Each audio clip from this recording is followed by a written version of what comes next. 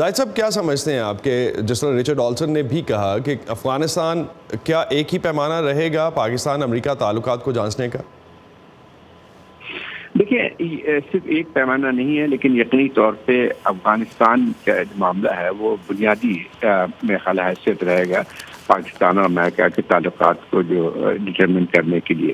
آئندہ سال۔ اور یہی چیز جو ہے جو تبدیلی ہم نے دیکھی تھی 2019 میں، جہاں پہ ہمیں تھوڑی سی بہتری نظر آتی ہے امریکہ کے ایٹیٹیوڈ میں پاکستان کی طرف سے، اس کا بھی بنیادی جو وجہ تھی وہ یہ تھی کہ پاکستان نے کافی حد تک امریکہ کے ساتھ تعاون کیا ہے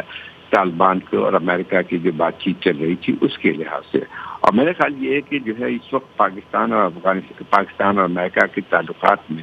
جو بنیادی جو فیکٹر ہے وہ یقینی طور پہ افغانستان کا ہے۔ اس وقت امریکہ کی خواہش یہ ہے کہ جتنی جلد از جلد ہو سکے امریکہ افغانستان سے اپنی فوج کو پوری طرح ہٹا لے یا اس میں کمی لے کے آئے، اور اس کے لیے ضروری ہے کہ کوئی ایک سیاسی حل ڈھونڈا جائے افغانستان میں، کیونکہ جو ہے پچھلے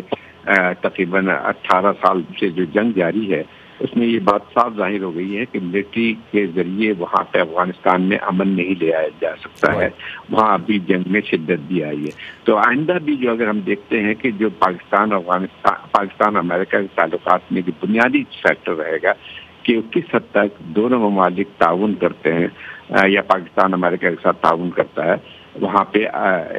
طالبان کے ساتھ مذاکرات کو آگے بڑھانے۔ زاہد صاحب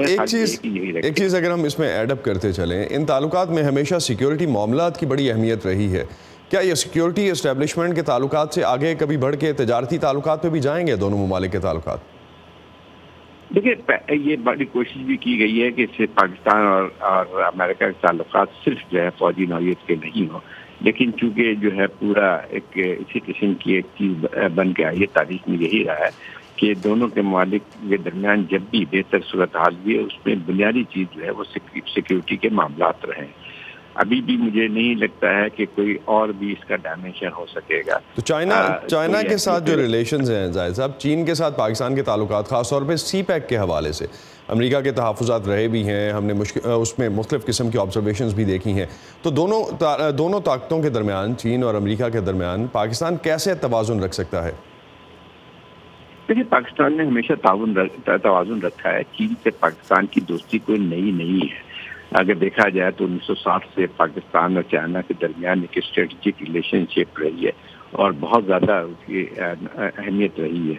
اور اس کے ساتھ ساتھ امریکہ کے ساتھ پاکستان کے تعلقات بھی بہتر رہے ہوئے ہیں 2001 کے بعد۔ تو اس میں یہ یقینی بات ہے کہ کچھ امریکہ کے کنسرن موجود ہیں جو کہ سی پیک کے حوالے سے ہیں، لیکن پاکستان ایک بات بہت صاف ہے جو کہ امریکہ کو نظر آتی ہے کہ ٹھیک ہے امریکہ پاکستان پہ دباؤ تو ڈال سکتا ہے کہ اس کا جھکاؤ چائنا کی طرف زیادہ نہ ہو، لیکن یہ بھی اندازہ اس کو ہے کہ اس چیز پہ بہت زیادہ جو ہے پاکستان کو مجبور نہیں کیا جا سکتا ہے، اور نہ ہی جو ہے پاکستان کو یہ